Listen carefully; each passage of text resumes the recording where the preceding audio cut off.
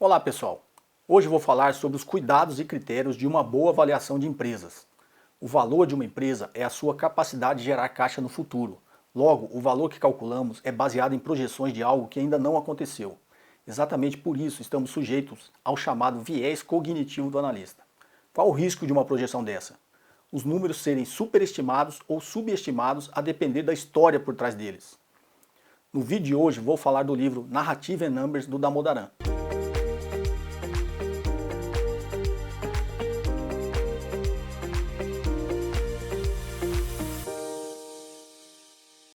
Bom, muitos de vocês sempre reparam nos livros aqui atrás da biblioteca, poucos ficam à vista, mas vocês são bem perspicazes.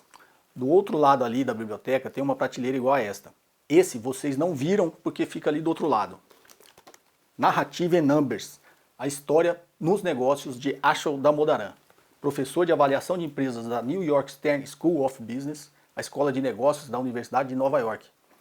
Damodaran é seguramente o autor mais lido sobre valuation. Tem diversos livros, mas este aqui é especial, é um refino nas suas técnicas de avaliação. Bem em linha com o livro que recomendei para vocês no vídeo de Natal do Daniel Kahneman, Rápido e Devagar, Duas Formas de Pensar. Kahneman apresenta vários estudos e demonstra que as histórias têm muito mais poder sobre as pessoas se estas tivessem que fazer cálculos, inferências e ligações. Surpreendentemente, quanto menos informações temos sobre determinado assunto, mais facilmente construímos uma história coerente e memorizamos. As ligações que fazemos podem muito bem ser aquelas que o contador da história quer que façamos.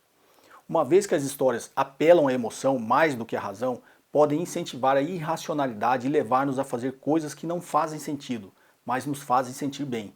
No livro Sapiens, Uma Breve História da Humanidade, o autor Yuval Harari diz que a razão pela qual as histórias têm tanto poder sobre nós é porque nos aproximam e são muito mais agradáveis que os números. Vou mostrar um gráfico aqui para vocês. Alguns números. A GM vendeu 9,6 milhões de automóveis, receita de 146 bilhões de dólares e lucros de 10,5 bilhões. A Ford vendeu 6,6 milhões de automóveis, receita de 157 bilhões de dólares e lucros de 6,4 bilhões. A Tesla aumentou os seus prejuízos de 700 bilhões em 2016 para 1,8 bilhão de dólares em 2017. Apesar destes números, o mercado considera que a Tesla vale o mesmo que a GM e vale 30% a mais do que a Ford.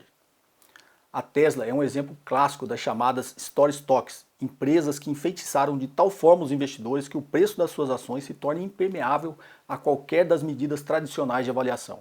É uma história boa demais para não ser verdade. Então, como fugir dessas armadilhas por trás dos números, já que os números escondem esses vieses? Como citei em outros vídeos, precisamos conhecer a história da empresa que estamos avaliando, o negócio que ela opera, seus concorrentes, quais são as suas vantagens competitivas e, muito além disso, qual é a sua capacidade de mantê-las no longo prazo. Damodaran, neste livro, Narrative and Numbers, diz que é preciso responder algumas perguntas sobre a história da empresa. Ela é possível? Ela é plausível? É provável? Nem todas as histórias que são possíveis são plausíveis, e de todas as histórias plausíveis, apenas algumas são prováveis. Precisamos ligar a história aos números que determinarão o valor da empresa. São os números que nos guiarão até a avaliação do negócio em que baseamos as decisões de investimento. O que é uma boa avaliação? Isso aqui eu vi em uma apresentação do Damodaran, mais amigável, mas também está no livro. Quem olha somente os números tem as suas ferramentas favoritas. Demonstrações contábeis, planilhas de Excel, medidas estatísticas e dados de preço. E também tem as suas ilusões.